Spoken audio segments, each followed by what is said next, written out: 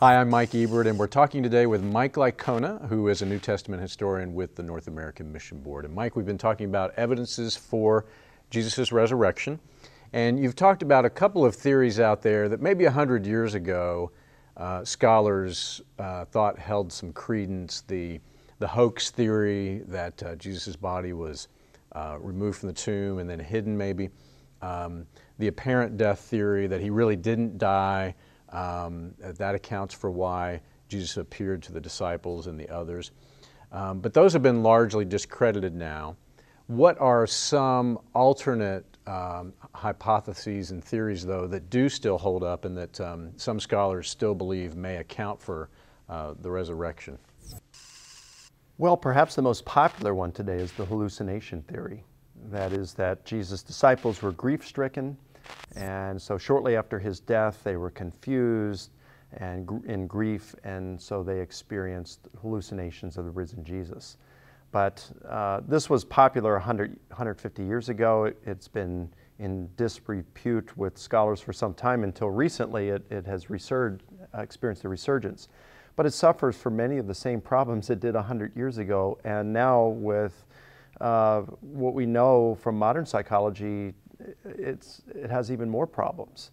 So for example, modern psychology has revealed that there are multiple modes in which hallucinations can be experienced. And I'm getting this information from one of the most recent comprehensive works on the subject, and that is a book titled Hallucinations, The Science of Idiosyncratic Perception, written by Eilman and Lahrae and published in 2008 by the American Psychological Association.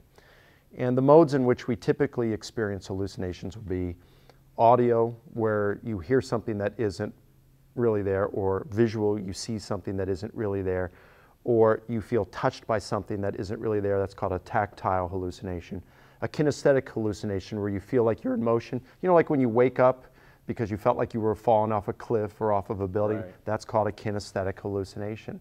Or an olfactory hallucination, where you smell something that isn't there, or a gustatory hallucination, you taste something that isn't there. So hallucinations are experienced in these modes. Now, people usually experience hallucinations in a single mode rather than multiple modes, like seeing and hearing something, except in the case of drug inducements, drug addiction. Then people will experience it in multi-modes typically, and in some other cases as well, but mainly with the exception of drug addiction or drugs. So here's what we have when we come to the disciples' experience in it. Okay, they all experienced visual hallucinations, because the earliest reports say in 1 Corinthians chapter 15, verses 3 through 7, which virtually all scholars who studied the subject say that this is an oral tradition that predates Paul's writings, and that Paul got it from probably the Jerusalem apostles. So it's going back to the eyewitnesses themselves. So this is really, really early and eyewitness testimony. So it's all visual. He appeared to Peter, then he appeared to the 12, then to more than 500 at one time, then to James, then to all the apostles, and then last of all, Paul says he appeared to him. So it's all appearing. So what are the chances that all of these people, if they're going to experience hallucinations, that they're going to do so in a visual sense, and then they're going to experience the same content?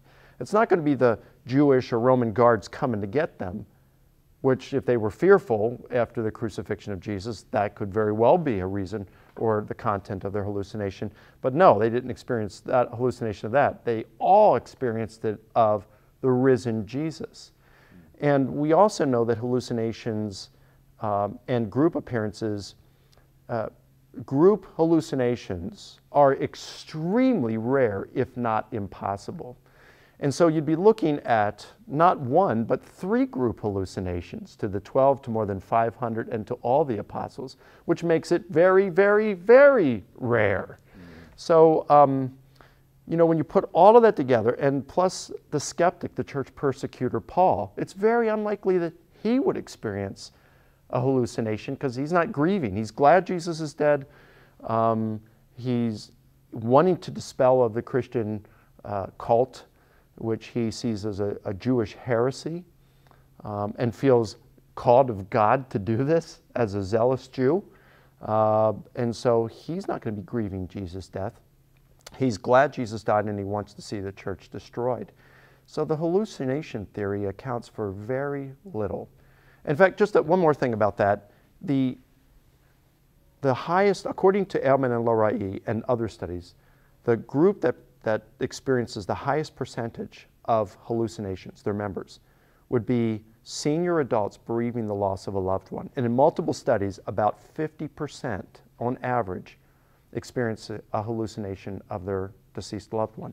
Most of those, 39%, is a sense of presence. They don't see them, they don't hear them. It's a sense of presence that they're in the room, okay? That's 39% of the 50%. So basically 20% of all bereaving senior adults.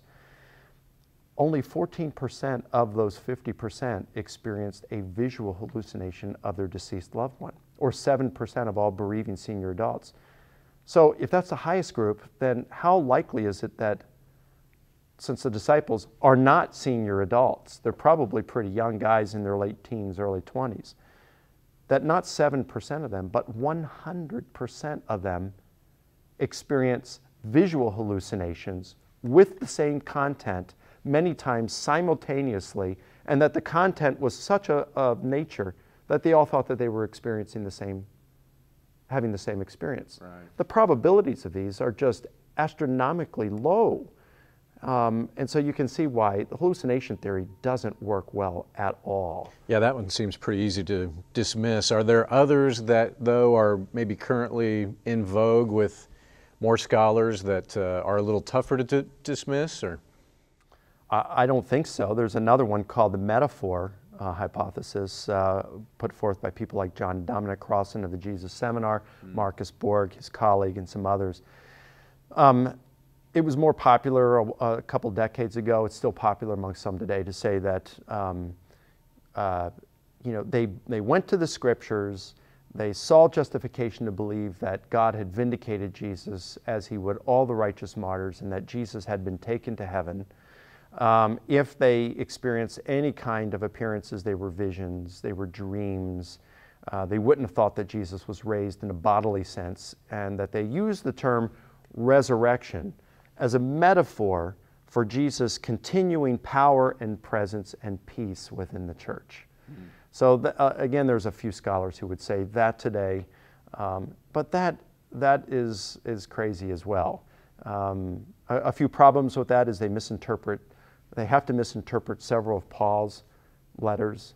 Like, for example, a major passage is 1 Corinthians 15:44, where it says that when it's talking about the resurrection body, it says the body that we have now is sown a physical body and raised a spiritual body.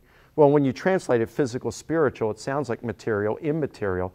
And that's the way a few translations, like the Revised Standard Version and the Amplified Bible, and I think the New Jerusalem, that last one, have translated. But that's a mistranslation. I've done a word study on those two Greek terms for natural or physical and spiritual. And spiritual can be translated as immaterial, but it can be translated a number of other ways as well. But the killer of that argument is the term that's translated physical. And most English translations render it as natural. It's the term psychikos, and it appears just shy of 850 times from the 8th century BC through the 3rd century after Christ. And on no occasions is that ever translated. Does it mean physical?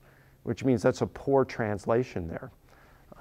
When you look at Paul's writings elsewhere, he's pretty clear in my judgment that he's meaning physical bodily resurrection. So you've got that problem. But another problem with the metaphor is Paul linked the future resurrection of all believers, himself and all believers, on whether Jesus rose from the dead. Christ is the first fruits of those who sleep. Of the believers who have died, and that we will all be raised. Christ raised, around the year 30, and then the rest at Jesus' second coming. So if you're just going to use it as a metaphor for Jesus' continuing power and presence, then that gives us no hope for resurrection. Obviously, Paul, if he's going to base our future resurrection on Jesus' resurrection, it couldn't have been a metaphor.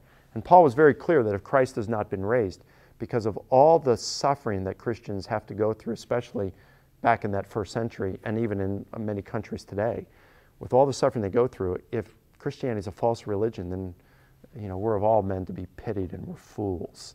So yeah, it's not a metaphor. And one other thing I would add is if the Christians meant it as a metaphor, then why is it that when all the skeptics, the opponents of Christianity, like Celsus, like others report, that they're responding to a physical resurrection? That's the way they understood the Christians. And the Christians had every opportunity to respond by saying, no, you misunderstand. We don't mean physical resurrection. But no, instead, they defended physical resurrection. So everything points to the Christians proclaiming the physical bodily resurrection of Jesus, and not that it was being used as some metaphor for Jesus' continuing power and presence in the church.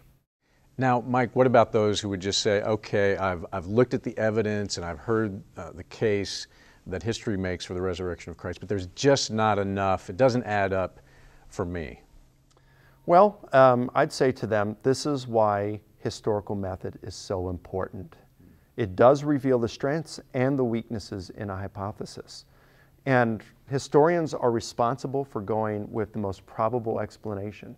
And when we take the facts, the historical bedrock, we don't even have to consider the empty tomb, we don't have to consider the appearance to James, or all these other things, that the second tier facts, you could say, and just look at the historical bedrock, those facts that are so strongly evidenced that it is those facts have persuaded virtually all scholars who are studying the subject, a heterogeneous group of scholars, to grant them as historical facts. You say, well, what do we do with these? And when you follow the criteria for the best, or the inference to the best explanation, explanatory scope, explanatory power, plausibility, less ad hoc, the resurrection hypothesis wins. It explains all those facts. It explains them without forcing them to fit. You don't have to improvise in any sense or add any non-evidenced assumptions. At most you could say, well, it assumes God exists, but that's far from being non-evidenced. And even if a person isn't convinced by the evidence for God's existence, that's still a long way from saying there's no evidence for it. And then finally, plausibility, that's the one that you could say, we're going to have problems wrapping our arms around here, because we know that people they're not raised from the dead by natural causes. But no one's really claiming Jesus was raised by natural causes. The claim is that God raised Jesus from the dead. And if God exists and wanted to raise Jesus, then there's no reason to believe that it's improbable in any sense. So I'd say you got to look at the evidence, go where the evidence leads. I think we do have enough evidence.